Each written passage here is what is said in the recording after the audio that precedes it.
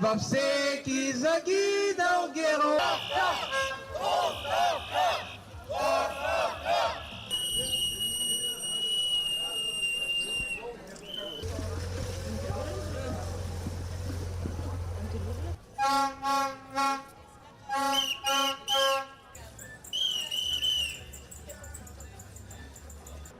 Спомням си, тогава бях малко по-млад.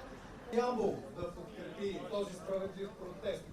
Аз съм против не толкова заради самия случай с военните самолети, колкото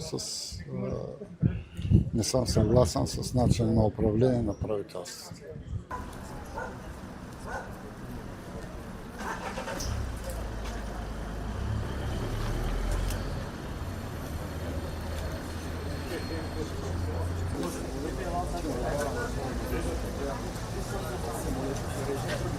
Тези хора ще отговарят за национално предателство, но пак казвам, тези хора не решават. Тези ги използват и накрая ги изхвърлят като салфетки. Тази война не е на българите. Ние подкрепяме Една база, която беше като оставена, ключова в тази. Моите хора са малцинство в страната ни и непрекъснато продажите управляващи ги тласкат навън. Те им обясняват, няма смисъл да живеете тук.